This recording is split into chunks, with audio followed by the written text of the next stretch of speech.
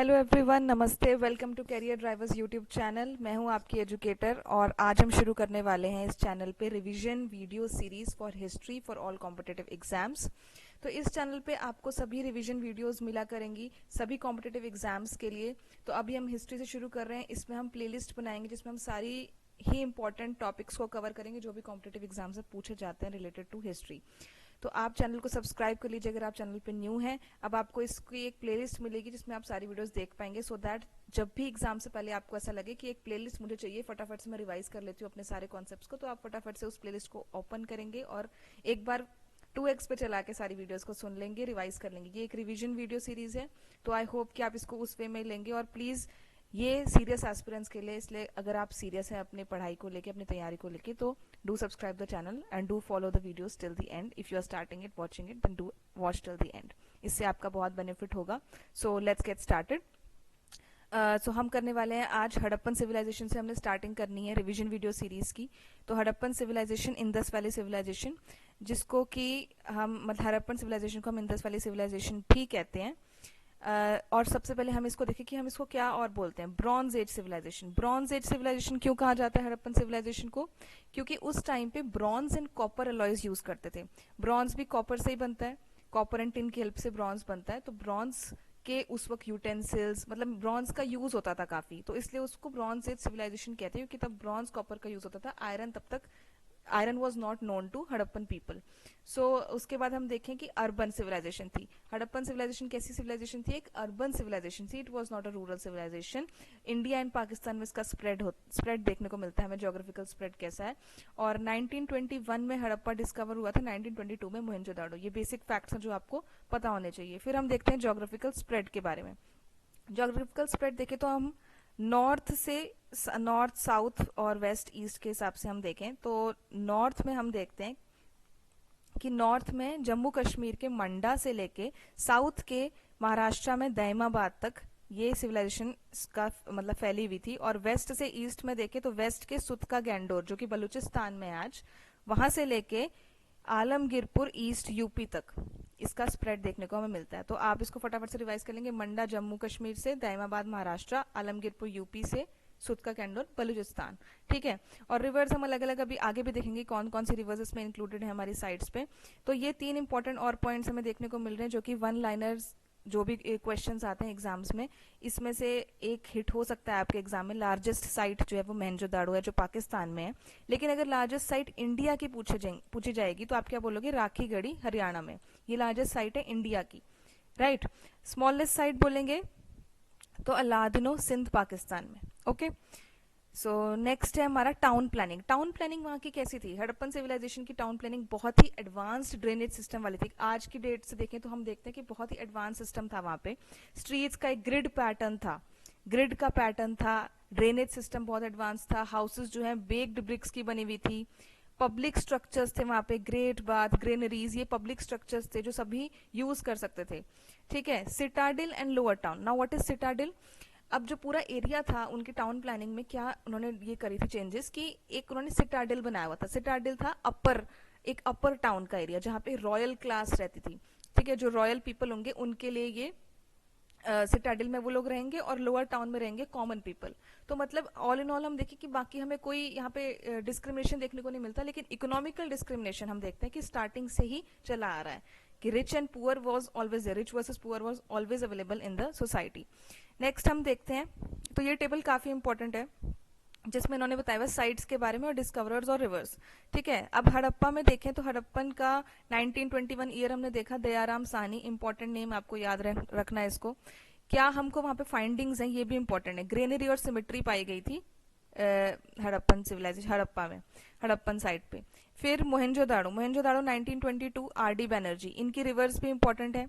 रावी नदी के किनारे पे था हड़प्पा और इंदस नदी के किनारे मोहनजोदाड़ो। मोहनजोदाड़ो की discovery RD. Banerjee. Great bath and dancing girl, ये इंपॉर्टेंट है। Great bath and dancing girl is important findings जो कि हमें मिली थी मोहनजोदाड़ो में। लोथल, अब लोथल क्या थी? एक पोर्ट सिटी थी। तो यहाँ पे हमें डॉकयार्ड देखने को मिलता है। डॉकयार्ड भोगवा नदी के किनारे ये पाया जाता है। एस.आर. राव डिस्कवरर है।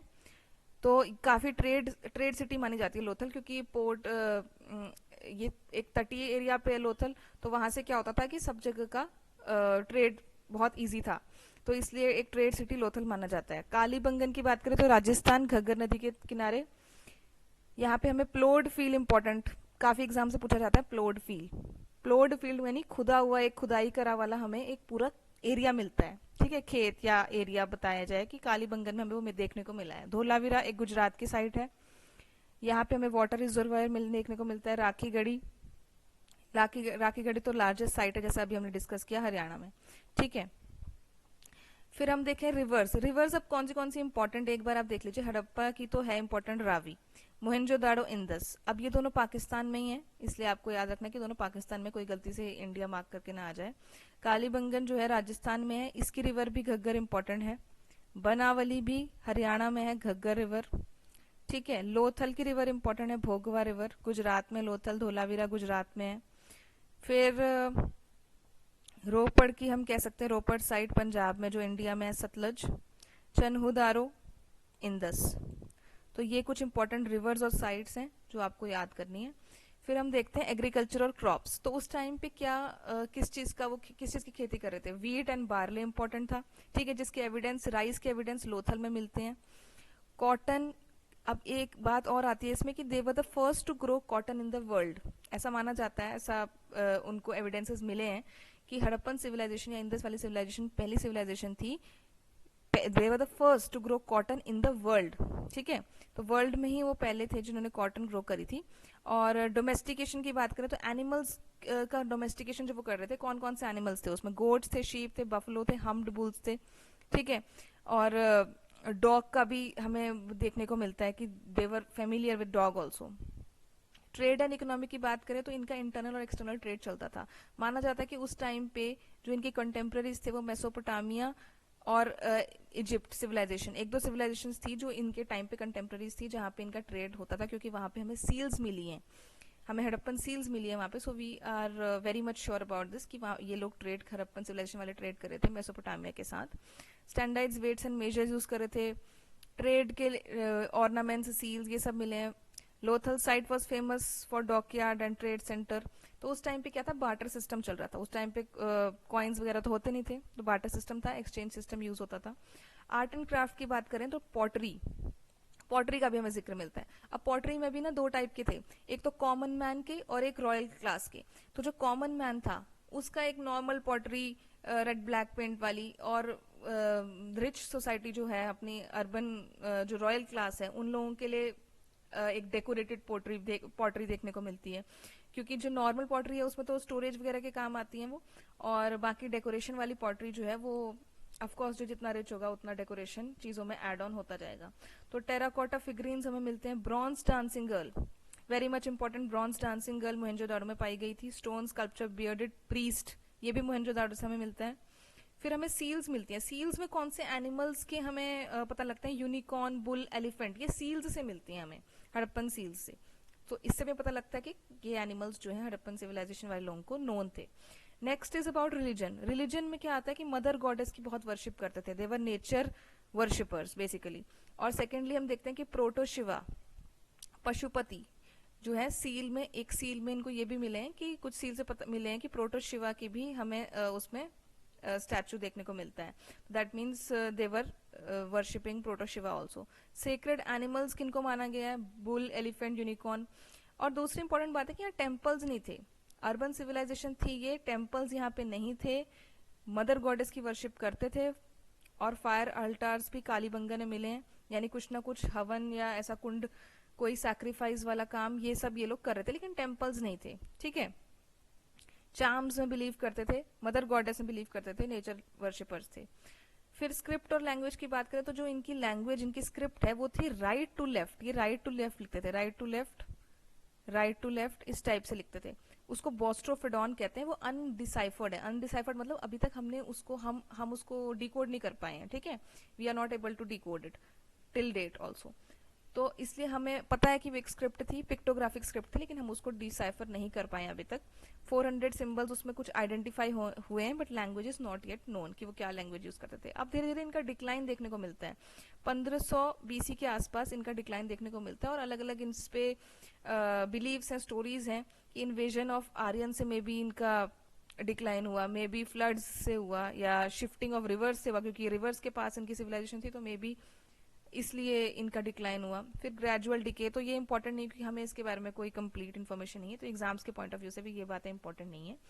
अब हम देखें कि एग्जाम्स के पॉइंट से कुछ जो हमने निकाला है इसमें कि फर्स्ट डिस्कवर्ड साइट थी वो हड़प्पा थी 1921। लार्जेस्ट साइट ओवरऑल देखें तो मोहनजोदाड़ो, इंडिया में राख की गढ़ी, स्मॉलेस्ट साइट अल्लादिनो, ये हमने देखा था। और प्लोड फील्ड का ओनली एविडेंस कालीबंगन राजस्थान से मिलता है। डॉकयार्ड हमने देखा लोथल गुजरात में, डॉकयार्ड है क्योंकि ट्रेड करते थे, ठीक है, एक्सटर्नल ट्रेड चल रहा था वाटर के थ्रू, तो इसलिए वाटर रिजर्व हमें धोलावीरा में देखने को मिलता है। सो कंक्लूड करते हुए हम देखें कि हड़प्पन सिविलाइजेशन जो है वो फाउंडेशन है इंडियन हिस्ट्री की, और अर्बन सोसाइटी थी, एडवांस सोसाइटी थी। आज भी हमारी सोसाइटी, आज भी हमारी सिटीज उतनी एडवांस्ड और वेल ड्रेनेज सिस्टम नहीं है हमारी सोसाइटीज में जितना कि तब था। सिग्निफिकेंट अचीवमेंट्स उन्होंने देखी टाउन प्लानिंग में और सब चीज़ों में। और इनके जो डिक्लाइन की बातें हैं, डिक्लाइन के रिलेटेड थ्योरीज हैं, वो भी डिबेटेड हैं, तो हम उस पर कोई कमेंट नहीं करेंगे और उस पर क्वेश्चन आते भी नहीं है, तो आपको उस पर नहीं पढ़ना है कि वो क्या डिबेट है, कैसे डिक्लाइन हुआ। सो द पॉइंट इज कि ये फर्स्ट अर्बनाइजेशन थी इंडिया में, और यहाँ से ही हम एक हिस्ट्री को लेते हुए चलते हैं कि यहाँ से हमने स्टार्ट किया, तो हमने इसलिए वीडियो भी आज यहीं से स्टार्ट करी और इसको हम फिनिश कर रहे हैं। So that's it for today. अगर आपको चैनल की ये वीडियो पसंद आई हो, मेरा एक्सप्लेनेशन पसंद आया हो, समझ में आया, तो आप चैनल को सब्सक्राइब कर लीजिए। और बहुत इंपॉर्टेंट है, अगर आप एक सीरियस एस्पिरेंट है और आप रिवीजन करना चाहते हैं कंप्लीट हिस्ट्री का और सभी चीज़ों का एक कॉम्पिटेटिव एग्जाम्स के पॉइंट ऑफ व्यू से, तो बहुत इंपॉर्टेंट है आपके लिए ये प्लेलिस्ट जो आज से शुरू हुई है। Do subscribe the channel and thank you so much for watching the video. Thank you.